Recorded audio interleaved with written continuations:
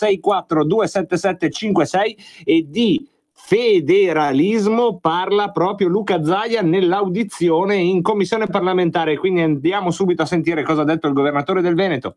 Del Presidente della Regione Veneto, Luca Zaia, in materia di autonomia finanziaria delle regioni e di attuazione dell'articolo 116, terzo comma della Costituzione. Presidente Zaia è oggi accompagnato dal dottor Maurizio Gasparin, direttore dell'area Programmazione e Sviluppo Strategico, e dal dottor Gianluigi Masullo, direttore dell'area Risorse Strumentali. Si tratta dell'8ª audizione della Commissione, l'occasione è particolarmente significativa in ragione del lavoro che la Commissione sta svolgendo in tema di attuazione dei principi di autonomia degli enti territoriali e locali e del relativo regime finanziario e sui temi delle iniziative in atto relative all'attuazione dell'articolo 116, terzo comma della Costituzione. Nel ringraziarla per la disponibilità dimostrata, cedo al Presidente Zaia. Prego. Sì, grazie Presidente Invernizzi, grazie a tutti i componenti della Commissione e grazie per l'opportunità. Non le nego che ho una relazione, ma vorrei lasciare agli atti, vi evito tutta la lettura della relazione. Penso di conoscere a sufficienza questa materia per evitarvi la lettura della relazione. Però alcuni aspetti li vorrei esporre qui in Commissione, vista l'autorevolezza della Commissione, in maniera tale che si possa anche fare un punto di quello che è per noi l'autonomia e cos'è questo processo. Beh, innanzitutto è bene che io ricordi che tutta questa partita è una partita che inizia un po' nella notte dei tempi, perché voglio ricordare che molto spesso non lo si ricorda, non lo si dice, ma il Veneto ha tentato ben 3 volte di avviare questo progetto negli ultimi 25 anni. Accade che fortunatamente nel giugno 2014 si attivò con questa legge regionale di indizione del referendum, una legge che poi c'è stata impugnata dall'allora governo e dopo un anno questa legge referendaria è diventata assolutamente efficace dal punto di vista giuridico a pieno titolo, in quanto nel giugno 2014 è stata approvata e nel luglio 2015 questa legge è stata assolutamente avvalorata, brutto termine ma rende l'idea, dalla Corte Costituzionale con una sentenza che ha detto il Veneto ha ragione, è giusto che i Veneti vengano auditi. Vuoi che la Regione Veneto siano attribuite nuove forme e condizioni particolari di autonomia? Questo era il quesito. Dopo quel percorso non poco travagliato di quell'anno, dal 2014, quei 13 mesi, dal giugno 2014 al luglio 2015, con la sentenza favorevole della Corte Costituzionale, ricordo tra l'altro che allora uno dei giudici della Corte Costituzionale era l'attuale Presidente della Repubblica Sergio Mattarella. Abbiamo avviato tutto un progetto, tutto un processo per fare un referendum, farlo con serietà e cercando anche di portare la responsabilità della scelta, di una scelta importante dell'applicazione di quello che è il comma 3 del 116 della Costituzione e anche gli articoli successivi, di farlo coinvolgendo i Veneti. Mi permetto di sottolineare coinvolgendo i Veneti, ma non facendolo solo dicendo un referendum, ma anche imponendo, ma anche per un po', come si può dire, di senso di alta responsabilità, visto e considerato che il Veneto, che si definisce identitario, che si definisce assolutamente autonomista, che comunque predica di continuo l'autonomia, abbiamo detto, beh, vogliamo fare il referendum, lo facciamo anche con il quorum. Quindi Veneto va a referendum con il quorum, 58,1% degli aventi diritto va a votare, 2.238.000 veneti, 2.328.000 veneti e il 98,1% votano per il sì. 22 ottobre 2017. Questo è quello che accade. Vi evito di racconti sulle traversie che abbiamo avuto, sulle angherie che abbiamo subito per non farci fare il referendum, dal divieto dell'utilizzo della tessera elettorale che poi si è trasformato in un certificato cadeau gadget per tutti coloro che sono andati a votare, ai ricorsi al TAR fino all'ultimo istante. Noi eravamo in odore di apertura delle urne, avevamo ancora alle spalle il fiato dell'ultimo ricorrente al TAR che ha fatto di tutto per bloccarci questa fase referendaria. Una fase referendaria di civiltà e assolutamente oggi propedeutica a una discussione che torna utile con il governo attuale.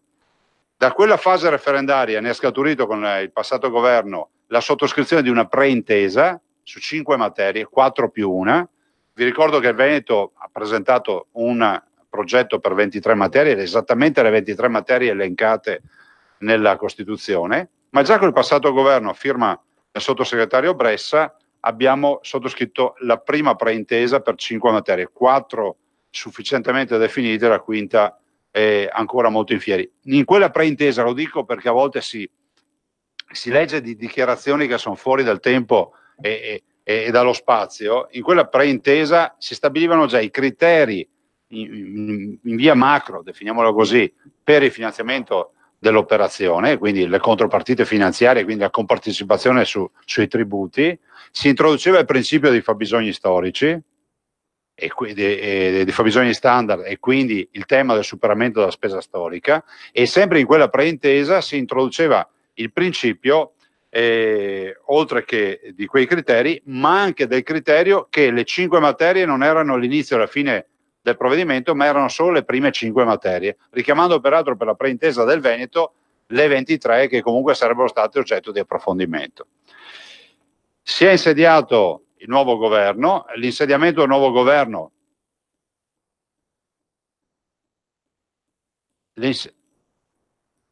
scusate, non sto leggendo, mi scusi. L'insediamento del nuovo governo ci porta ad affrontare nuovamente la partita dell'intesa. Ricordo che la Costituzione parla di un'intesa tra la regione e il governo, non tra le regioni e il governo. Quindi è inevitabile che se anche tutte le regioni italiane chiedessero l'attuazione del 116, del 3 del 116, avremmo comunque la necessità di fare 20 intese. Ovvio, non accadrà mai perché 5 regioni sono già a statuto autonomo, per cui possono solo fare delle ulteriori intese per ampliare i poteri che attualmente hanno. Allora, con l'attuale governo, il ministro Stefani, abbiamo costruito un percorso, un centinaio di incontri, si è elaborata tutta la partita dell'intesa, e l'intesa per noi è un'intesa finita, cioè noi i compiti per casa li abbiamo fatti. I compiti per casa li abbiamo fatti, non abbiamo esami di riparazione a settembre da fare, quello che dovevamo dire l'abbiamo fatto, l'intesa è scritta, è sul tavolo del Presidente del Consiglio del 2 ottobre dello scorso anno, quindi del 2018, è un'intesa rispettosa di tutti i dettami della Costituzione e delle leggi vigenti, è un'intesa che si è costruita partendo da quello che poi per qualcuno è il peccato originale, per noi è un po' il contrappasso dantesco, che è la modifica del titolo quinto, no? Titolo quinto 2001, che arriva ad oggi inapplicato, inascoltato e forse anche inosservato da qualcuno, perché ho l'impressione che più di qualcuno si sia accorto solo di recente che esisteva il titolo quinto e la possibilità di chiedere 23 materie. Noi abbiamo dovuto battagliare per spiegare che le 23 materie non erano un'invenzione veneta, ma sono una possibilità che la Costituzione ci dà. È iniziato un percorso. Questa intesa è pronta, ma è iniziato un percorso perché proprio, permettetemi di dire, dal Veneto. Perché il Veneto conosce come si può dire, il dualismo di una regione a statuto ordinario che dialoga quotidianamente con due realtà che sono a statuto speciale. Il Veneto conosce, ad esempio, l'elemento dei comuni secessionisti. Noi abbiamo 32 comuni in Veneto dei 574 che chiedono di andarsene dal Veneto, ma non perché non si sentano veneti.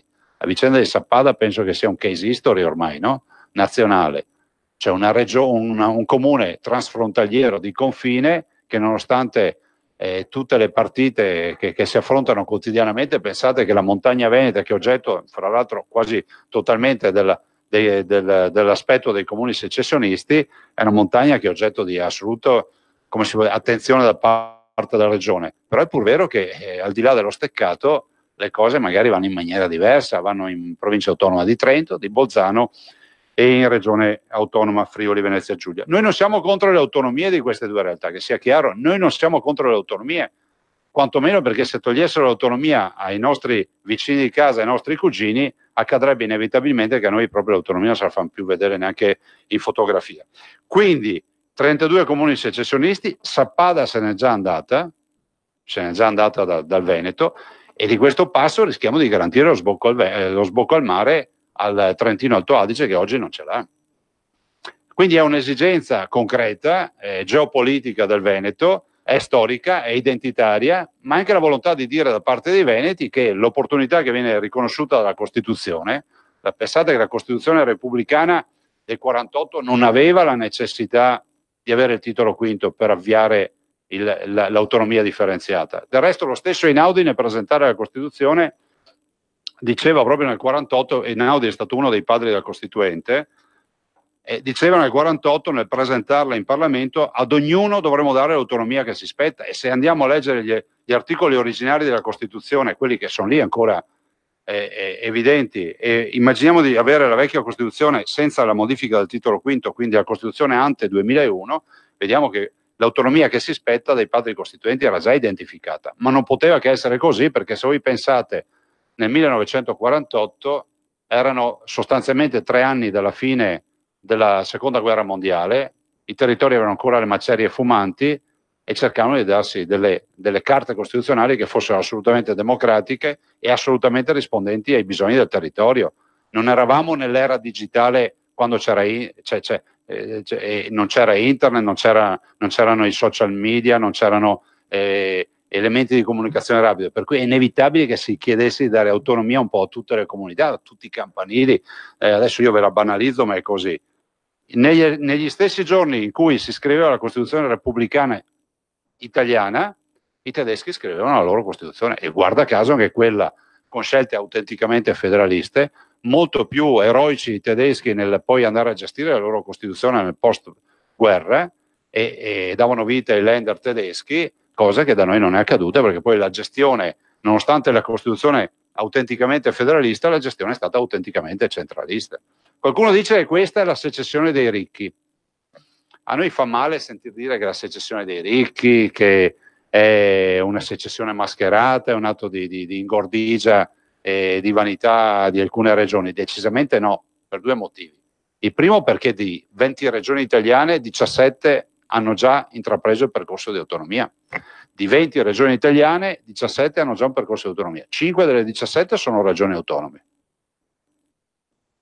Le altre 12 sono regioni che hanno chiesto il percorso per l'autonomia. Restano fuori, adesso non vorrei sbagliarmi, ma restano fuori la Calabria al momento, la Puglia, la Basilicata, e poi a me risulta che le altre abbiano chiesto comunque di partecipare al percorso. Questa mattina peraltro abbiamo avuto un incontro, ho detto qualche...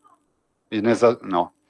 Questa mattina peraltro abbiamo avuto un incontro dal ministro Stefani presso il Ministero con tutte le regioni, e anche lì il tavolo è un tavolo assolutamente di regioni che con le diversificazioni nella richiesta comunque avanzano la richiesta del comma 3. Si va dal Piemonte che chiede 12 materie, alla Emilia Romagna che ne chiede 15, al Veneto che ne chiede 23, alla Lombardia che ne chiede 23, e poi l'Umbria che presenta un progetto ad hoc assieme alle Marche, piuttosto che la Toscana con un progetto ancora alternativo. Ma questa è la Costituzione, non è la babele istituzionale, questa è la Costituzione. Ma accade anche nei paesi nei quali si dà per assodato che siano paesi federalisti.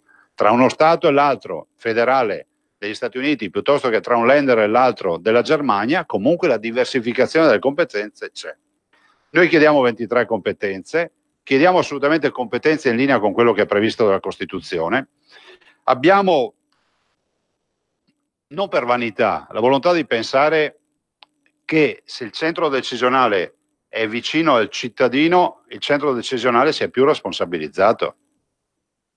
Da noi si dice, in Veneto si dice l'occhio del padrone ingrassa il cavallo, i veneti mi capiscono, in italiano si dice l'occhio del padrone ingrassa il cavallo. Potrebbe essere il payoff, no, dell'autonomia. Vuol dire che la diminuzione delle catene decisionali ci permette di essere molto più performanti. Non è la secessione dei ricchi perché, se da un lato vi ho detto perché comunque 17 regioni su 20 comunque hanno un percorso di autonomia, dall'altro vi dico che leggendo bene la bozza di intesa che è stata depositata è una bozza assolutamente che non mette mano al tema della perequazione, al tema della solidarietà e della sussidiarietà nazionale. Qualcuno dice ma non c'è scritta, proprio perché non si tocca. Se avessimo dovuto cambiarla avremmo dovuto scriverlo. Si dà per assodato che quei temi non devono essere toccati. Qualcun altro dice ma non costerà €1 in più, ma anche questo, cioè nella bozza di intesa, non so se avete avuto modo di approfondire la lettura, si parla di costi, scusate, di costi storici, poi si parla di un passaggio per la spesa storica media nazionale, ed infine i fabbisogni standard e i costi standard. E qui dipende dal governo, dallo Stato, procedere negli anni, in tempi diciamo ragionevoli, al passaggio. Ma vorrei anche ricordare altro errore che secondo me si fa quando si dice ma la spesa storica, scusate, il fabbisogno standard, il costo standard ci penalizzerà qualcuno. Voglio dire che non serve scrivere un'intesa per l'autonomia, è già previsto dalla legge che bisogna fare i costi standard, i fabbisogni standard. Cioè, autonomia zero, a intese cassate, a totale cancellazione del titolo quinto del 2001, resta comunque un assunto nazionale, c'è una legge che lo prevede, che l'Italia si debba dotare dei fabbisogni standard e dei costi standard, che non sono altro che la virtuosità. Se poi a qualcuno va ancora bene difendere l'idea che i forestali in una regione possano essere 1/10 di quelli che ha una regione che è simile per montagne, per abitanti, noi ne prendiamo atto.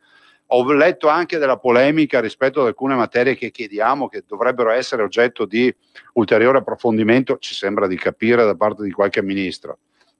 Noi sull'istruzione non è che vogliamo smontare la partita della scuola, io mi sono anche segnato dei dati e abbiamo assolutamente la volontà di essere assolutamente rispettosi di tutto quello che è il mondo della scuola. Vi leggo solo un passaggio che mi ero scritto. In materia di istruzione, il Veneto intende, nel rispetto dell'autonomia delle istituzioni scolastiche, partecipare alle funzioni del governo del sistema educativo formativo. Penso che sia un diritto sacrosanto potersi occupare della scuola. Del resto un po' parzialmente già lo stiamo facendo, no? Con l'autonomia scolastica, con alcune partite. Con il coinvolgimento diretto degli attori e di tutti i soggetti portatori di interessi nel campo dell'istruzione. Si vuole dar vita a un modello organizzativo che consenta di soddisfare i bisogni di famiglie e studenti, in primo luogo attraverso il superamento delle carenze di organico che fino ad oggi hanno fortemente penalizzato il Veneto. A tal proposito vi do solo alcuni dati concreti, per questo leggo perché non mi ricordo tutti i dati. La copertura di dirigenza scolastica attraverso il ricorso all'istituto della reggenza ha assunto dimensioni insostenibili. In Veneto nel biennio 2018-2019, nell'anno 18-19, attualmente i dirigenti scolastici titolari sono 336 per 600 scuole e 264 di questi inevitabilmente hanno il doppio incarico di reggente presso un secondo istituto, con evidenti pesanti ricadute sulla qualità dei servizi erogati. Considerato che il 40% dei posti oggi è vacante e che a causa delle domande di pensionamento potrebbe aumentare del 10%, quindi 50% dei posti vacanti, mi auguro che questa insostenibile situazione sia almeno in parte mitigata dagli effetti di una procedura concorsuale per la nomina di dirigenti scolastici. La carenza di direttori dei servizi generali amministrativi, DSGA, noi abbiamo nel Veneto solo 359 scuole hanno un dirigente, io ho detto ce ne sono 600, e a tale quadro sarà aggravato da 72 domande di pensionamento, la gravissima carenza di insegnanti e così via. Con riferimento ai 52.056 posti di docenti presenti nel Veneto, si stima che a causa delle dinamiche della mobilità interregionale, dell'esaurimento delle graduatorie concorsuali e dei pensionamenti, circa il 20% dei posti, 2 su 10, sia ricoperto personale supplente, con evidenti ripercussioni anche qui della continuità didattica. E così per il personale ATA. È tutta una partita ovviamente complicata. Il ministro Bussetti è evidente che si sta dando da fare, però eredita da decenni di mancata programmazione, di guai, di accordi non fatti o quant'altro, e quindi questa è una partita da risolvere. Proporre di essere nella partita, di poter pensare di dare una mano a risolvere questi problemi, a me non sembra che sia la volontà di distruggere la scuola. Nell'ambito sanitario, un piccolo focus e poi mi zittisco, nell'ambito del Servizio Sanitario Nazionale da tempo è in evidenza la problematica riguardante i medici specialisti. Voi sapete che c'è questo dibattito, no? Si dice che ne manchino in Italia almeno 56.000. Poi fra l'altro noi siamo al centro del ciclone per la storia dei pensionati, non è che vogliamo dedicare la sanità ai pensionati. Pensiamo che la sanità del futuro debba essere in mano ai giovani. Però è pur vero che davanti alla mancanza di 1295 posti di medici in Veneto, io ho dovuto predisporre una delibera che dice che nel momento in cui ti manca il medico, e noi abbiamo fatto i concorsi, l'ultimo concorso 80 posti sono presentati in una decina, pronto soccorso, 80 posti di medico.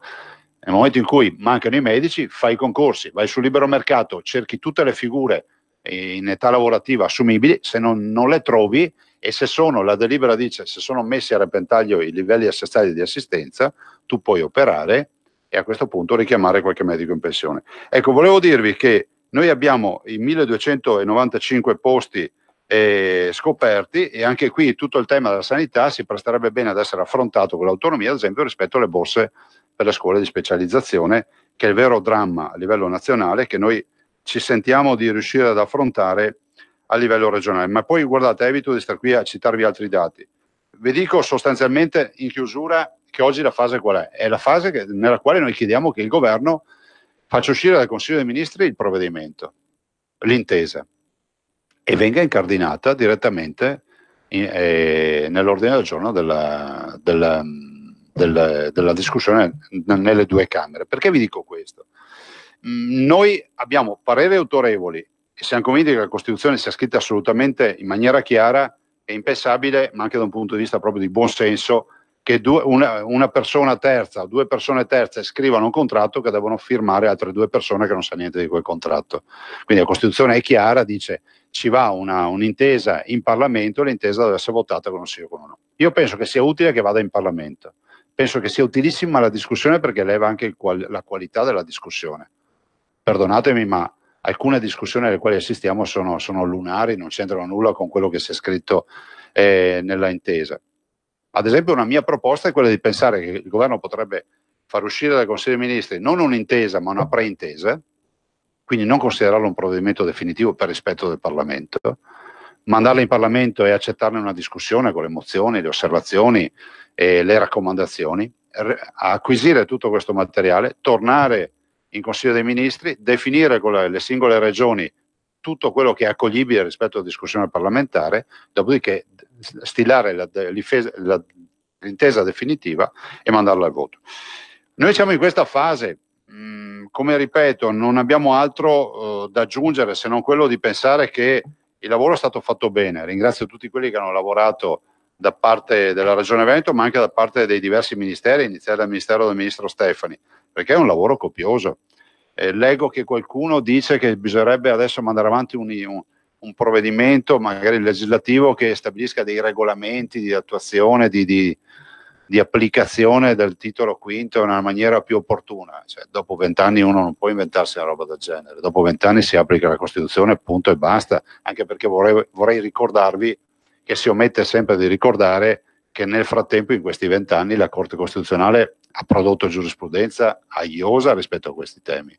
Quindi non abbiamo bisogno di nuovi regolamenti applicativi che sanno tanto di allungare il brodo per non arrivare mai alla cottura finale. Noi siamo convinti che i presupposti giuridici ci siano tutti. Dopodiché, se a qualcuno non piace il titolo quinto, non piace il comma 3 della Costituzione, del 116, 117, 118 e 119, non fa altro che, nella sua veste magari di parlamentare, di rappresentante dei cittadini, produrre una modifica della Costituzione, la porta in Parlamento e vedrà se gliela votano oppure no. Grazie. Adesso va a destra, 300 metri dritto, poi il semaforo. Certo che fai sempre la stessa strada tu, ma non hai voglia di cambiare. Chi ha parlato? Sono io, la Digital Radio, quella che ha cambiato il modo di ascoltare la radio con il sistema DAB+. È ora di cambiare. Vivi tutta la magia della Digital Radio. Se stai per cambiare auto, chiedila con il sistema DAB+. Dal 2019. In tutte le auto nuove. Dibidi dobidi DAB. Anche Radio Padania è in Digital Radio. Per la tua pubblicità su Radio Padania Libera, scrivi a spot@radiopadania.net. Radio Padania presenta Coming Soon Radio, quotidiano di informazione cinematografica. È in arrivo un supereroe. Oh, pazzesco, vero? Come non lo avete mai visto. Quanti anni hai? Di base 15. Ha grandi poteri. Sei immune ai proiettili. Ha solo bisogno di fare un po' di pratica. Hai folgorato un autobus e quasi fatto una strage. E poi l'ho preso al volo. Per diventare un supereroe basta una parola. Shazam! Shazam. Ciao, sono un supereroe. Dal 3 aprile al cinema. Tutto quello che voglio è stare con te, ma non posso. State lontani. A 2 metri di distanza, lo so. L'emozione di un amore oltre l'impossibile. Dopo tutto quello che la fibrosi cistica mi ha tolto, ho il diritto di riprendermi qualcosa indietro. Solo 1 metro più vicini. Ci stai? Con tutto me stesso. A 1 metro da te, dal 21 marzo al cinema. Dall'immaginazione di Tim Burton. Insieme spiccheremo il volo sulle sue ali. Vivi una magica avventura che non conosce limiti. Ho già i brividi. E una nuova storia che ti farà volare. Ecco a voi Dumbo, l'incredibile elefante che vola. Dumbo, dal 28 marzo, al cinema. L'incarico di premier potrebbe andare a Giuseppe Garibaldi. Quell'uomo che 8 anni fa è stato eletto per sbaglio Presidente della Repubblica. No! Lo so, avevo lasciato la politica, ma la mia amata Janice mi ha abbandonato e per riconquistarla ho accettato il nuovo incarico. Ci vediamo a Palazzo Chigi, cioè al cinema. Bentornato Presidente, dal 28 marzo nei migliori cinema. Oh, finalmente giornata è cominciata presto per me e penso anche per voi, amiche e amici, però finalmente dopo 3 mesi, sì dai, luglio, agosto e settembre, 3 mesi di lavoro, 3 mesi di incontri, di ascolto, di confronto, anche 3 mesi di insulti, minacce, denunce, bugie.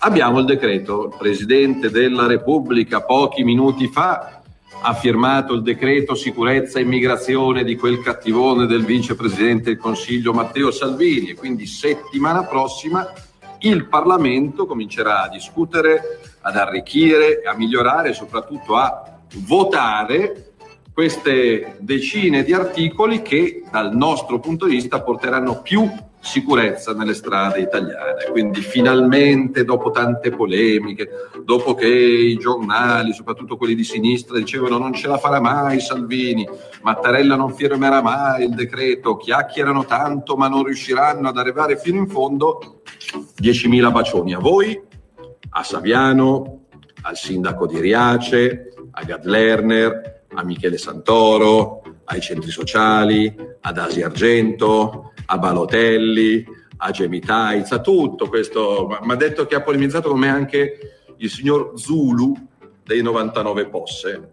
L'altro giorno probabilmente gli rodeva il fegato perché sono andato a Napoli e ho trovato tanta fiducia, tanto affetto, tanto calore e tanta voglia di legge, di regole, di ordine e sicurezza. Quindi un bacione anche a Zulu, non ho il piacere di conoscerlo, però magari mi capiterà. Ciapalì e porta a casa, se disamina. E noi torniamo in diretta, attenzione a dire Ciapalì e Portacà perché in questi giorni quello che sta succedendo in Libia è occasione di crescente tensione. È difficile per me fare una vera e propria presentazione di questo argomento proprio dal momento che la stampa, tutti i giornali danno della Libia una lettura che si vede, tradisce il fatto che sono articoli, sono più che altro ricostruzioni fatte, non c'è niente di male, a distanza di chilometri. Quindi io addirittura nella spiegazione di cosa sta succedendo in quella che alcuni giornali anche autorevoli come La Stampa hanno definito l'avanzata di Haftar su Tripoli, cercherò di vedere, come abbiamo fatto oggi, qualcosa dai giornali libici, che ovviamente però vanno presi col beneficio di inventario, ma soprattutto cerchiamo di capirci di più con un grande amico della nostra emittente, oltre che un grande inviato di guerra, uno di quelli che gli stivali sul terreno li mette prima di parlare. Gianni Calessin, grazie di averci raggiunto. Buonasera a voi. Grazie davvero Gianni, io lo dico sempre, questa volta ancora di più perché stiamo parlando di un qualcosa che sta accadendo ma che io per primo, e credo di rappresentare molti ascoltatori, non abbiamo gli elementi minimi per capire, quindi ti prego di farci un quadro, insomma. Beh, sostanzialmente è il riaccendersi di quello scontro che va avanti dal 2014 tra Khalifa Haftar, il generale della Cirenaica, e il governo messo in piedi a Tripoli dopo gli accordi di Shikrat per la costituzione del governo di accordo nazionale del dicembre 2015. Cosa era successo a Shikrat durante quegli accordi? Sostanzialmente Khalifa Haftar, che è l'uomo con una forza militare più ingente, più rilevante della Libia, che è chiamato esercito nazionale libico, ma non è un vero esercito, anche quello è una sorta di milizia, ma comunque è molto più consistente delle altre, era stato marginalizzato ed era stato messo al potere a Tripoli con il pieno consenso dell'Italia e con un ruolo importante da parte dell'Italia. Quel governo evanescente di Serraj, che è attento, controlla il proprio territorio ed è appoggiato da una serie di milizie che sono le vecchie milizie jihadiste che avevano preso il potere e che sono appoggiate dal Qatar e dalla Turchia. Dall'altra parte ha cercato di far valere le proprie ragioni con la forza, anche il generale Khalifa Haftar. E adesso sta cercando di farlo ulteriormente perché il 15 di questo mese si apre la conferenza di Gadamesh, che è una sorta di replica di quella conferenza di Ciclato del dicembre 2015. Anche questa organizzata dall'ONU, anche questa con la presenza di oltre 100 esponenti quella che viene chiamata la società civile libica, le senussie, giusto? Le tribù, i vari partiti politici. Sapete che di questi 100-130 esponenti che parteciperanno, molti non contano assolutamente nulla, sono totalmente rilevanti. E quello che invece voleva venire, che si tendeva ad escludere da questa conferenza, è proprio il generale Haftar, che invece è una presenza molto rilevante dal punto di vista militare. E quindi dietro questa offensiva verso Tripoli, dietro questa manifestata intenzione di conquistare Tripoli, che ben difficilmente si realizzerà nell'ambito di poche settimane, perché dovrebbe scontrarsi con le milizie di Misurata, che sono molto forti, che sono quelle che hanno attaccato e distrutto a Sirte lo Stato islamico, seppur con l'appoggio dell'aviazione americana. Sarebbe un'impresa veramente difficile. Invece però quello che vuole dire Khalifa Haftar, e lo dice con la forza delle armi, è: guardate che io non accetto di essere marginalizzato, non accetto di essere messo da parte, questa volta voglio un ruolo importante, voglio che mi riconosciate come il nuovo Gheddafi della Libia. Questo è sostanzialmente quello che c'è dietro, quello che sta succedendo in queste ore.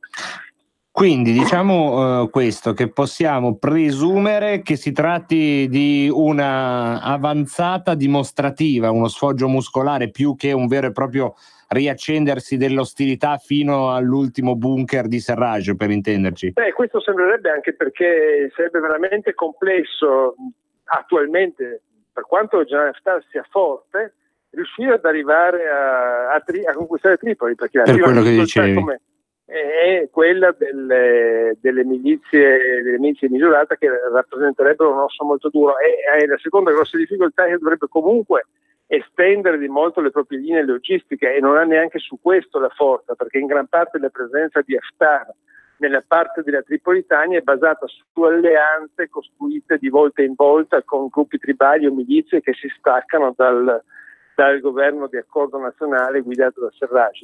Però è in difficoltà di lanciare un'offensiva organica, strutturata e capace di portare mezzi e uomini in continuazione, soprattutto carburante, munizioni, quindi garantire quei rifornimenti che sono essenziali e fondamentali per una partita di lungo respiro come quella che può essere la conquista di Tripoli. È chiaro che tutto questo però è estremamente pericoloso ed estremamente dannoso, soprattutto per noi italiani. Adesso ci arriviamo, perché ti voglio chiedere proprio anche un giudizio dopo la ricostruzione dei fatti sull'Italia. Prima però completiamo anche già guardando all'Italia il quadro. Oltre ai flussi migratori, per i quali la Libia è ovviamente fondamentale, c'è un altro, direi non secondario tema, che è il petrolio, sostanzialmente, le risorse energetiche. L'ENI ha importanti stabilimenti in Libia. Qual è il rapporto fisico proprio di questi stabilimenti con le milizie? Quali sono in una mano, quali nell'altra, secondo quello che può ricostruire, ovviamente? Innanzitutto è bene ricordare che il 15 febbraio l'ENI ha perso il controllo, o perlomeno Tripoli ha perso il controllo del pozzo di Fis, che è il più importante pozzo dell'ENI, quello che viene definito un GEM, un pozzo gigante, ed è quello da cui arriva gran parte del petrolio italiano. E sostanzialmente Tripoli ne ha perso il controllo il 15 febbraio, e attualmente il pozzo è circondato dalle milizie di Haftar, quindi sostanzialmente anche il nostro petrolio è già finito nelle mani di Haftar. O quantomeno è merce di ricatto politico molto importante, no? Questo è importante, anche se comunque per un accordo che va al di là degli scontri Haftar ha accettato di commercializzare tutto il petrolio, quello che ha avuto sotto il suo controllo, attraverso la società di Stato petrolifera quindi sostanzialmente apparentemente nulla cambia, ma è chiaro che la presenza intorno al nostro pozzo è molto seria. È altrettanto seria è un eventuale arrivo di Haftar o di milizie a lui legate nella zona tripolitana, nella zona costiera, perché lì abbiamo tutti i pozzi offshore e abbiamo anche il terminale di quel Green Stream che porta il gas libico in Italia. Quel gas serve a garantire un 9-10% del fabbisogno italiano, quindi anche quello è di estrema importanza. E poi c'è tutto il capitolo del controllo dei flussi migratori e della lotta ai trafficanti di uomini, il contenimento di questo. È chiaro che in una situazione di caos, di guerra, si rischia che si interrompano innanzitutto quei sussidi alle milizie che sono indispensabili per distrarli e convincerli a non trafficare gli uomini e fare altro. E dall'altra parte diventa anche difficile garantire il funzionamento di quella guardia costiera, che è un altro strumento indispensabile, come abbiamo visto, per il contenimento dei flussi. Sì, che poi c'è sempre un disagio a usare certe parole quando si parla di Libia, no? Ricordiamo Minniti, i sindaci, adesso col governo Lega 5 Stelle parliamo di guardia costiera, è una specie di milizia marittima. Sostanzialmente non c'è un organismo che non sia una milizia. Ecco. Anche questa è una milizia che va pagata, va oliata perché funzioni soprattutto come serve a noi, perché altrimenti potrebbe diventare anche esattamente il contrario, potrebbe trasformarsi anche in una milizia che traffica in uomini, esattamente come per ora svolge la funzione di controllare i trafficanti di uomini. Allora, direi che la fotografia, non so se hai qualcosa da aggiungere, ma per gli ascoltatori mi sembra abbastanza chiara e ti ringrazio. È il momento in cui ti chiedo invece un giudizio su la politica italiana, sia di questo governo, poi se vuoi anche toccare quello che è stato il precedente, vedi tu. Per comprendere gli errori bisogna dire che errori sono stati fatti in passato e l'errore principale è quello del governo di Gentiloni e anche in parte di Minniti, che non capì, o comunque capì la forza di Haftar, ma per la necessità di difendere i pozzi e gli interessi nazionali localizzati in Tripolitania emarginò completamente Haftar e questo chiaramente lo paghiamo, perché chiaramente Minniti tentò nell'ultimo periodo del suo mandato di allacciare rapporti con Haftar, ci riuscì anche, ma resta questo malanimo nei confronti dell'Italia, considerata la nazione che ha cercato di emarginarlo, metterlo da parte, non considerarlo come un uomo di rilievo all'interno del panorama libico. E questo purtroppo ha una serie di conseguenze spiacevoli, perché il principale alleato di Haftar è diventato la Francia, ma altri alleati importanti sono l'Arabia Saudita, e l'Egitto e gli Emirati Arabi, tutti concordi nello spingerlo assieme alla Russia, che però ha un interesse diverso, che non è sicuramente che è legato più agli interessi commerciali, nel fatto che Haftar garantirebbe la stabilità della Libia a loro avviso.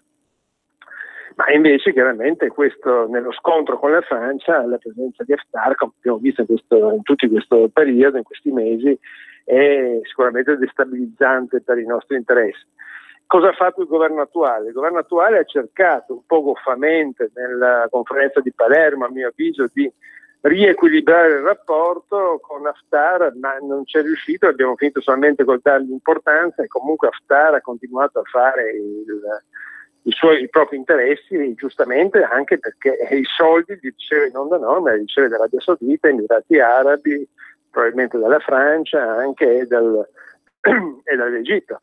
E quindi siamo in estrema difficoltà, perché Haftar è comunque un personaggio che in Tripolitania avrebbe difficoltà a governarla, e a noi manca qualcuno da contrapporli, perché il governo Serraj, come dicevo, è assolutamente evanescente, incapace di mantenersi, è ostaggio e ricattato dalle stesse milizie che pretendono di difenderlo, e che peraltro sono milizie che fanno capo poi a livello internazionale con quel Qatar e con la Turchia, che insomma hanno atteggiamenti abbastanza discutibili. Ecco, allora da questo punto di vista però come si potrebbe cambiare il cavallo in corsa?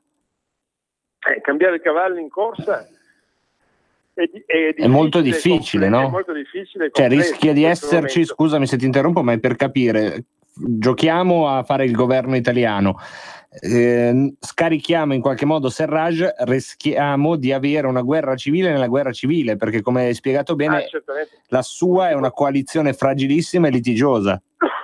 Certamente non si può scaricare Serraj, bisognava avere una presenza molto più attenta in questi mesi e cercare di prevenire ed essere presenti sul territorio libico, cosa che è stata fatta marginalmente.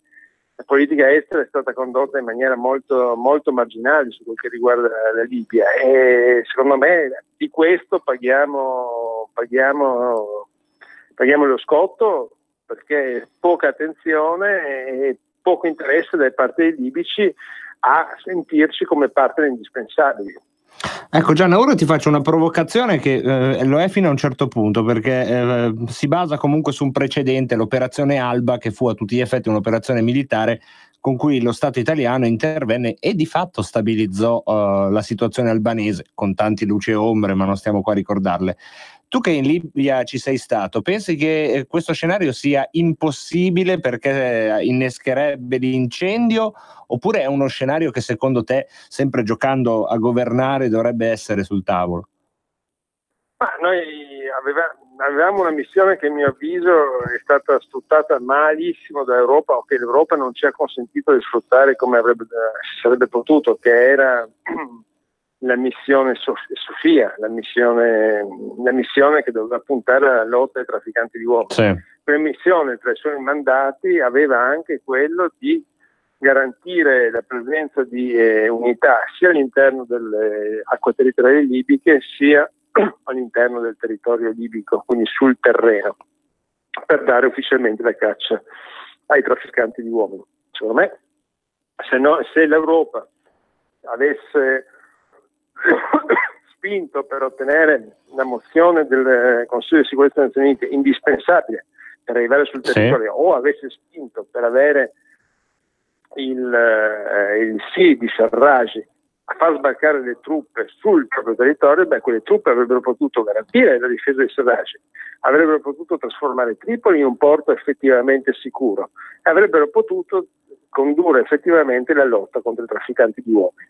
Ma quella missione è stata lasciata naufragare dall'Europa. Ecco, però non ci sarebbe quella che viene a volte paventata, ossia davvero una ribellione in massa dei libici che si coalizzerebbero contro gli europei o gli italiani a seconda dello scenario? Quella era una missione internazionale che sarebbe stata condotta ed era stata formulata in questi termini dalla stessa Unione Europea, tra l'altro dalla commissaria Mogherini.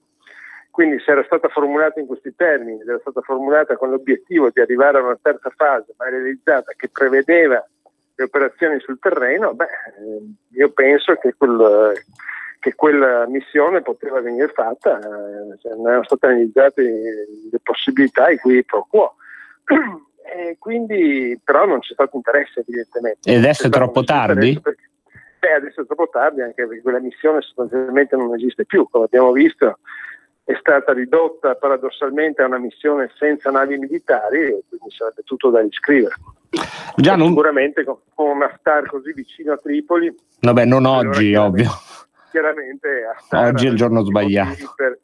Per indicare la missione come un'opera di neocolonialismo europeo e invitare tutte le milizie a unirsi a lui per combattere. Sì, bisognerebbe comunque avere le acque un po' più calme.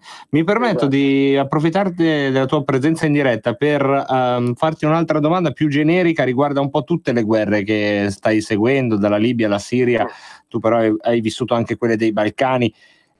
La guerra del futuro la immaginavamo e la immaginiamo ancora come una roba super tecnologica di droni, di robot, dove l'uomo scompare. In realtà dalla fine degli anni 90 a oggi vediamo delle guerre che sembrano una specie di medioevo con i Kalashnikov, dove prima mi dicevi le linee logistiche, ossia il problema che avevano le legioni di Cesare, che avevano nella prima guerra mondiale.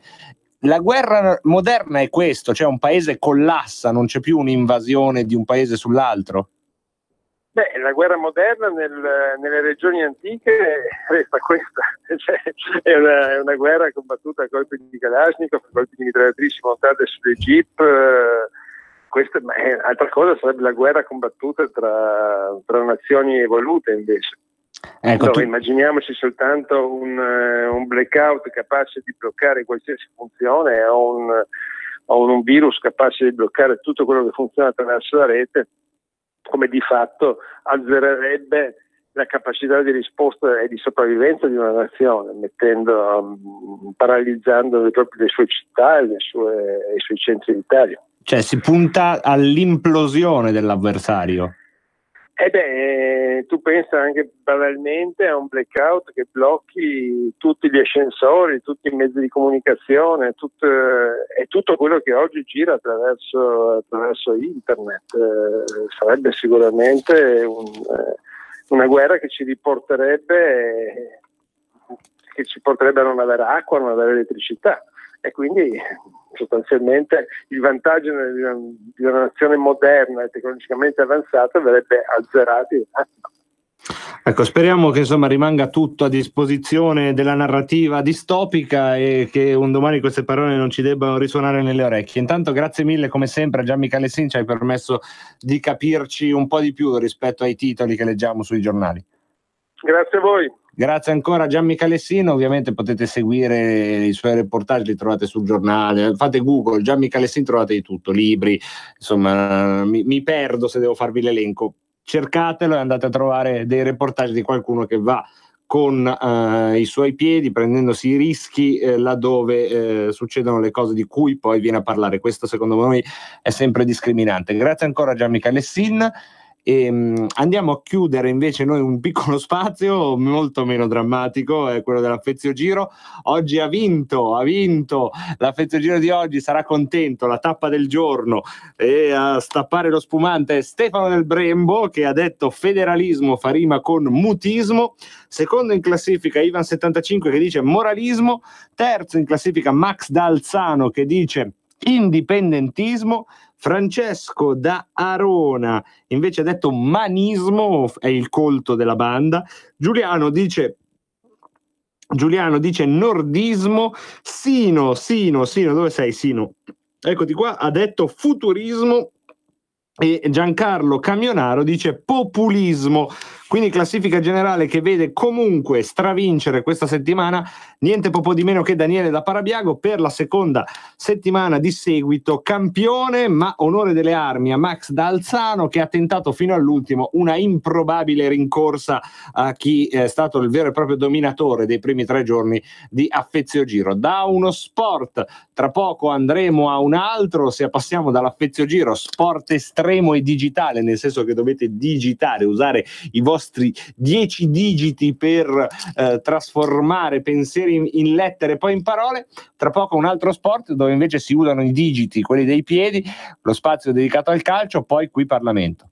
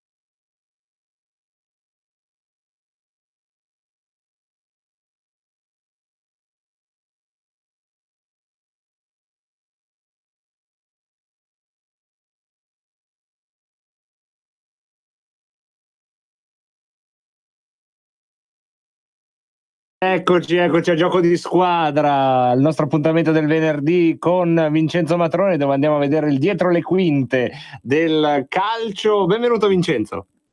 Buon pomeriggio a tutti. Buon pomeriggio, questa era la clip di Trapattoni, perché oggi parleremo anche del difficile rapporto tra i giornali, la stampa e le squadre di calcio. Ma prima diamoci il nostro ordine, la nostra disciplina settimanale. 1 minuto per una partita, è quella di domani. Vincenzo, ti tocca Juventus-Milan. Juventus-Milan, io vengo proprio adesso dalla conferenza stampa di Gattuso, un Gattuso che sa l'importanza della partita, è un Gattuso che forse rivede anche le sue idee tattiche per domani, è una partita dove, nonostante quello che si dice, penso che la Juve abbia molto testa alla Coppa e quindi il Milan non si deve far perdere l'occasione di trovare una Juve con qualche assenza importante, ma soprattutto con la testa alla Coppa. Ecco, chi risparmierà domani Allegri?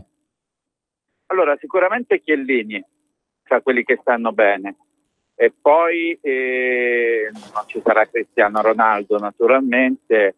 Secondo me molti giocatori verranno risparmiati. Adesso fino all'ultimo momento non si sa la formazione, ma molti saranno risparmiati.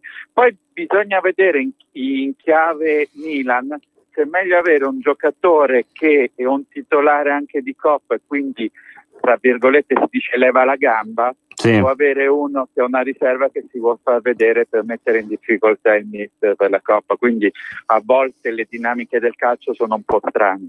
Sì, anche la regola del contrappasso, sembra un po' il Milan di Capello, quando in condizioni analoghe metteva in campo, diciamo, una squadra rimaneggiata perché si pensava alla Coppa, però poi giocavano a volte anche meglio dei titolari per le ragioni che hai detto. Chiudiamo qui il minuto per la partita e entriamo nel vivo del senso del nostro appuntamento, ossia il dietro le quinte del calcio, proprio una radiografia di questo sport. Oggi ci occupiamo del rapporto tra i giornali, la stampa, le televisioni, i media, direi anche i social network, altrimenti tanto vale chiacchierare, e le società di calcio. Vincenzo, inquadriamo questo aspetto. Io faccio una premessa: seguo sempre il Milan, seguo qualche volta la nazionale e naturalmente seguendo il Milan poi vedi anche gli addetti stampa delle altre squadre. Certo. Io posso dire che è cambiato molto ultimamente la comunicazione. La stampa secondo me dovrebbe essere un filino più agevolata dalle società. Oggi le società sono molto preoccupate se il giornalista manda il pezzo un po', tra virgolette, più difficile. In realtà si devono preoccupare di più dei cellulari dei giocatori o delle mogli dei giocatori, sono quelli i veri danni che si fanno oggi. Oggi è difficile avere un rapporto col singolo giocatore, le società ti tengono molto distanti, ti portano in conferenza stampa, ti fanno fare 4 chiacchiere e 4 domande con l'allenatore. Io devo dire, noi al Milan siamo molto fortunati perché Gattuso è uno di quelli che addirittura non se ne vede al mondo. L'addetto stampa ti dice finita qui la conferenza e lui dice no dai, fai fare ancora l'ultima domanda. Ti assicuro che non si vede. Io vedo spesso allenatori, a me non farò i nomi per le squadre, però di squadre importanti dove quando vengono, magari perdono, fanno fare 4 domande, poi ti dicono ci sta partendo il pullman. Ma non è che prendi il pullman di linea alla 50, esatto. Cioè, il pullman lo fermi, io devo scrivere qualcosa e sei qua, sei pagato. Oggi l'entrata delle squadre di calcio è data soprattutto dalle televisioni e dalla stampa, non dagli spettatori. Quindi devi mettere in modo di lavorare la stampa un filino meglio. Ecco, però, nella tua opinione di esperto e anche osservatore, se ci vuoi fare un esempio, entriamo nel merito dell'allenatore, in questo caso che è lui poi che affronta i microfoni più di tutti. Un esempio positivo un po' ce l'hai già fatto, è quello di Gattuso, e un esempio di uno che invece con la stampa ha sempre dei problemi, insomma la vive male questa faccenda di dover spiegare agli addetti ai lavori cosa è successo, perché ha fatto questa sostituzione, perché non l'ha fatta. Allora, diciamo che spesso non è l'addetto ai lavori, quindi il mister o il giocatore che è restio, sono proprio gli uffici stampa che cercano di proteggere eccessivamente, hanno paura che il giocatore o l'allenatore dice lo strafalcione e quindi li mette in difficoltà. Uno di quelli più chiusi purtroppo è l'ufficio stampa del Napoli. L'ufficio stampa del Napoli è un ufficio stampa difficile dove adesso esagero, quasi non c'è la libertà di parola, come fai una domanda un pochino diversa si scaldano gli animi e questo non mi sembra giusto.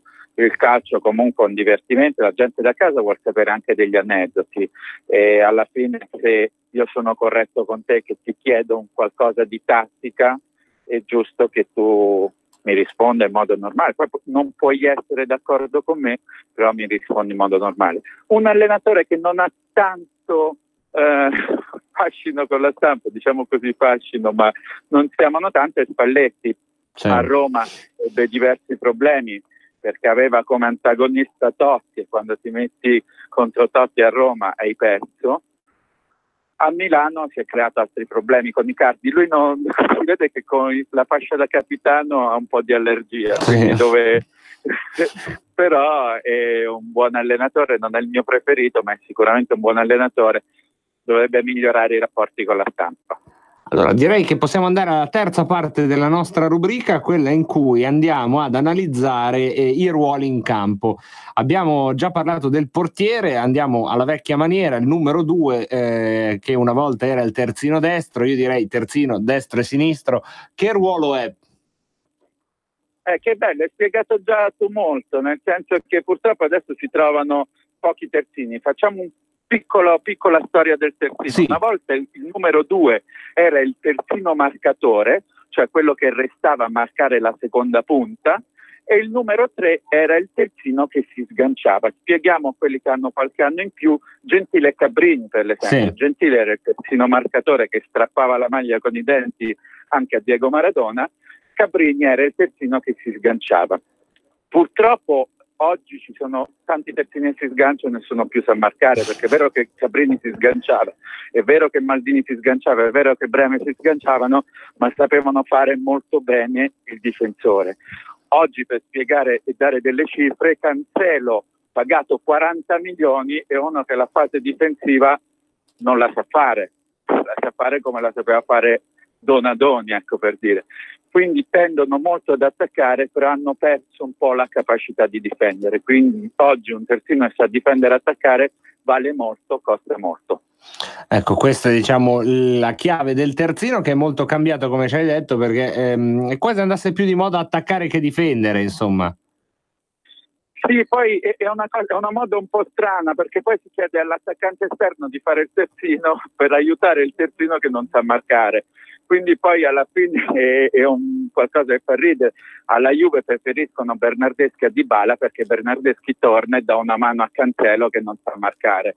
Allora è meglio che ti prendi un terzino che marca meglio e lasci giocare su Dybala. Ecco, questo per spiegarci con gli amici da casa un mio concetto di calcio. Grazie mille Vincenzo Matrone, ci sentiamo venerdì prossimo con un'altra puntata di Gioco di Squadra. Entreremo nel dietro le quinte anche settimana prossima di altri ruoli, di altri aspetti di questo gioco di cui molti parlano ma che spesso sfugge a un'analisi più approfondita. Noi nel nostro piccolo proviamo a farla. Grazie ancora. Buon weekend a tutti. Grazie mille a Vincenzo Matrone. Noi andiamo quindi dopo l'affezio giro, dopo il calcio, il terzo sport, che è quello che si gioca nelle aule del Parlamento. Una clip di Eva Lorenzoni, che è deputato della Lega, si occupa di assenteismo nella pubblica amministrazione. Qui Parlamento. Grazie Presidente, rappresentante del Governo e onorevoli colleghi. Il disegno di legge all'esame racchiude nel nome che si è scelto di conferirgli, concretezza, l'obiettivo principale che intende perseguire, ovvero efficacia ed efficienza della pubblica amministrazione. Una pubblica amministrazione in grado di rispondere prontamente alle richieste e alle esigenze dei cittadini. Una pubblica amministrazione al servizio dei cittadini. Un riassetto della macchina pubblica attraverso diverse misure, dalla riforma della dirigenza ai controlli biometrici in funzione antifurbetti del cartellino, fino alla semplificazione burocratica. La volontà di estendere le buone pratiche coniugando rigore e premialità, nonché rendere l'azione amministrativa più veloce e certa a beneficio del Paese e dei cittadini. Il provvedimento si compone di pochi articoli, ma il cuore della riforma per una pubblica amministrazione efficiente è contenuto nei primi due. L'articolo 1 infatti prevede l'istituzione del nucleo delle azioni concrete di miglioramento dell'efficienza amministrativa, denominato nucleo della concretezza, che dovrà far rispettare il piano triennale predisposto dal Dipartimento della Funzione Pubblica avente l'obiettivo di garantire la corretta applicazione delle disposizioni in materia di organizzazione e funzionamento delle pubbliche amministrazioni e la conformità dell'attività amministrativa ai principi di imparzialità e buon andamento, ed implementare l'efficienza delle pubbliche amministrazioni con indicazione dei tempi per la loro realizzazione delle azioni correttive. Per realizzare la sua funzione il nucleo si avvarrà di 53 unità di personale e lavorerà in collaborazione con l'Ispettorato per la Funzione Pubblica. Svolgerà sopralluoghi e visite presso le singole amministrazioni, proponendo eventuali misure correttive con l'indicazione dei tempi di realizzazione. La mancata attuazione delle misure comporterà responsabilità dirigenziale e disciplinare dei dirigenti e l'iscrizione dell'amministrazione in un'apposita blacklist. Le critiche circa una sovrapposizione e o duplicazione da parte del nucleo ci appaiono alquanto strumentali, atteso che il nucleo della concretezza, piuttosto, serve ad implementare le strutture della pubblica amministrazione già esistenti. Innovative e di rilievo sono le misure contenute nell'articolo 2, per il contrasto all'assenteismo, fenomeno che riteniamo debba essere sì punito con le sanzioni, ma prima ancora deve essere impedito, evitato. Se in alcuni uffici pubblici i dipendenti lavorano privi di motivazione è anche perché talvolta devono sopperire al lavoro del collega assenteista, il che provoca in essi un senso di frustrazione e di impotenza. È giusto e doveroso tutelare e premiare chi fa il proprio dovere, i tanti dipendenti pubblici, persone per bene e oneste, mentre bisogna punire con fermezza chi se ne approfitta. Troppi casi di cronaca di dipendenti che nell'orario di lavoro risultavano essere a fare la spesa, a giocare a tennis o chissà dove, mentre colleghi compiacenti timbravano al posto loro. Basti ricordare l'eclatante caso di Sanremo nell'ottobre del 2015, con 196 dipendenti comunali coinvolti su circa 400 impiegati, o quello dell'ospedale napoletano Loreto Mare nel febbraio 2017, che ha visto 94 persone indagate e 55 raggiunte da un ordine di custodia cautelare. L'assenteismo è una piaga diffusa perché gran parte dei lavoratori pubblici si sente tranquillo, parato dal posto fisso e di conseguenza incline a farsi gli affari propri. C'è poi una sorta di omertà negli uffici, colleghi compiacenti o costretti a compiacere perché, come ha dichiarato il ministro Bongiorno, è difficile che si faccia una denuncia del proprio collega, visto che con questo si deve convivere ancora. Può sfuggire al dirigente l'assenza ingiustificata sporadica, ma non quella cronica. L'introduzione di sistemi di controlli biometrici rappresenta dunque la necessità di creare deterrenti per prevenire il fenomeno dell'assenteismo cronico, stroncandolo alla radice, e dare al contempo un segnale forte di solidarietà al dipendente corretto ed un messaggio che la pacchia è finita al furbetto del cartellino. Rispetto al testo del Senato è stato soppresso l'articolo 3 originario che disponeva la non applicazione del limite concernente l'ammontare del trattamento accessorio del personale delle amministrazioni pubbliche agli incrementi previsti dai contratti collettivi nazionali di lavoro successivi al 22 giugno 2017, nonché agli oneri relativi al trattamento accessorio delle assunzioni effettuate successivamente al 22 giugno 2017, in deroga alle facoltà assunzionali vigenti e in deroga ai relativi limiti finanziari, previsione nel frattempo entrata in vigore con l'articolo 11 del DL 135 del 2018. Non di minore importanza l'articolo 3 nel testo approvato dalle commissioni referenti, ex articolo 4 del testo del Senato. Dopo anni di blocco, prima totale e poi parziale delle assunzioni, giustificato da logiche di spending review, ma che nei fatti ha avuto conseguenze disastrose, specie per quei comparti con forte carenza di organico, contribuendo ad aumentare la precarietà nell'EPA, viene previsto lo sblocco totale del turnover del 2019 con assunzioni mirate. In particolare si prevede che le assunzioni possano essere fatte nel limite del 100% della spesa dell'anno precedente, aprendo quindi la possibilità di assumere più persone di quelle uscite, purché limite della spesa dell'anno precedente. Si ricorrerà ai concorsi, ma anche per velocizzare i tempi, allo scorrimento delle graduatorie. Si guarderà soprattutto le competenze nella digitalizzazione e nella semplificazione dei procedimenti amministrativi, ma anche nella gestione dei fondi strutturali e nella contrattualistica pubblica. Un maxi piano di assunzioni che porterà ad un significativo ricambio generazionale alla pubblica amministrazione. Stando ai dati della Ragioneria dello Stato, nel prossimo triennio i dipendenti pubblici in uscita, grazie anche agli ulteriori canali di uscita per il pensionamento, come la quota 100 appena attuata dalla Lega, potrebbero raggiungere quota 450.000, circa 150 all'anno, il che con lo sblocco appunto delle assunzioni significherà circa 450.000 posti di lavoro per i nostri giovani. A nome del gruppo Lega Salvini Premier auspico una grande condivisione di tali norme e quindi una rapida approvazione del provvedimento. Grazie. Qui Parlamento. E questo è quello che si agita nelle acque del Parlamento. Abbiamo tempo però anche per darvi conto in una rincorsa che necessariamente dobbiamo fare quando dobbiamo riuscire a far stare in palinsesto tanti approfondimenti su temi così diversi, una rincorsa anche su temi di giornata, quelli che stanno emergendo oggi. Da una parte una lunga intervista del Premier Conte al Corriere della Sera, titolata dal quotidiano diretto da Luciano Fontana, "Io contro le imprese non è vero", e sulle banche il ministro Tria può stare sereno. Non sarà sfuggita ai più attenti di voi che la locuzione stare sereno ha recentemente modificato nel suo opposto il suo significato. Ora non sappiamo e non vogliamo attribuire questa malizia al Premier Giuseppe Conte, però è evidente che quella che fino a poco tempo fa sarebbe stata una rassicurazione, da quando con la stessa formula Renzi diede il ben servito a Enrico Letta, la formula stai sereno, quella usata da Giuseppe Conte, può far intravedere che ci saranno dei problemi. Tant'è vero che il ministro Tria non parteciperà all'Ecofin, quindi davvero sembra essere molto forte la fibrillazione in quella dell'esecutivo, una fibrillazione che, se volete, era nelle premesse stesse di una coalizione non certo coerente con la proposta elettorale, cementata sì da un contratto di governo, ma è sempre molto difficile riuscire a tenere insieme agende politiche, sensibilità politiche le più diverse sulla base di un testo ben scritto e che in effetti ha permesso quasi un anno di esecutivo senza particolari crisi, almeno in aula. Ecco, non è mai andato sotto, per usare un termine tecnico, o almeno non è mai andato sotto su nodi di una certa rilevanza. È tornata a far parlare di sé ovviamente anche la nave Alan Kurdi. Siamo ancora alla ONG tedesca CI, già protagonista degli episodi precedenti.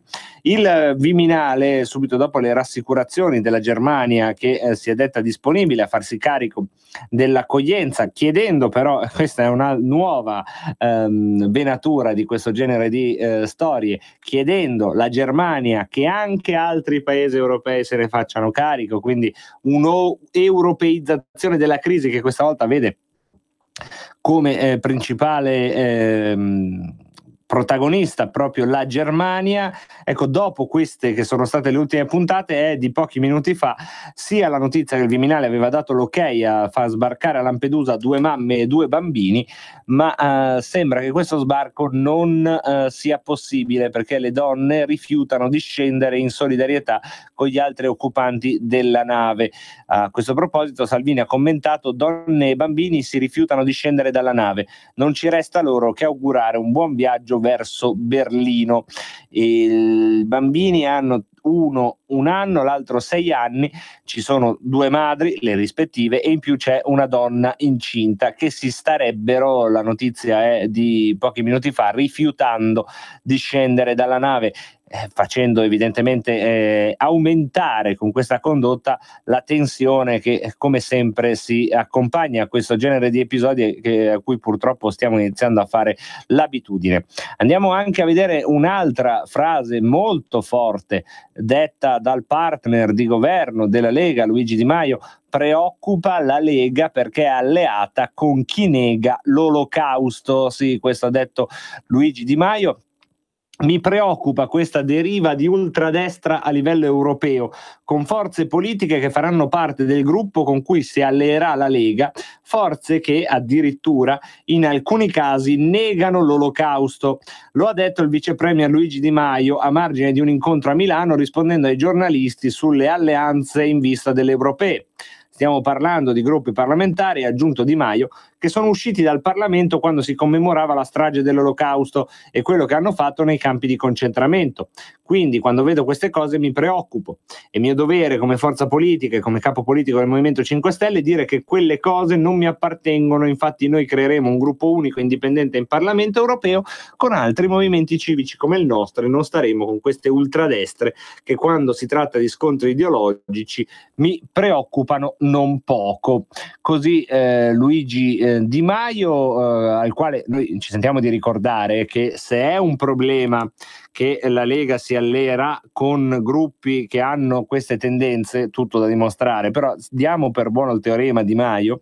Ecco, se è un problema che la Lega si alleerà con gruppi che negano l'Olocausto, ricordo al Movimento 5 Stelle che è alleato della Lega che a sua volta si allea, quindi se è un problema con chi ti allei, se diciamo i vizi degli alleati si trasmettono in catena con le varie coalizioni, allora caro Luigi Di Maio non puoi fare distinguo. Se invece ogni movimento politico dovrà pensare a sé, e siamo sicuri che la Lega, mi sento di dire, ecco, da leghista più alto in grado in questo momento nel metro quadro, almeno oltre il vetro, perché poi sono militante come Roberto Colombo alla parte tecnica, però mi permetto di dirvi che da leghista più alto in grado che la Lega non si alleerà con gruppi che negano l'Olocausto. Da questo punto di vista, per una volta, grazie a Luigi Di Maio, sento di poter parlare in nome e per conto del movimento, quindi lo ringrazio, perché insomma è sempre bello poter dire le cose insomma con l'autorevolezza di parlare a nome della Lega. Ecco, oggi Luigi Di Maio mi ha dato questa possibilità,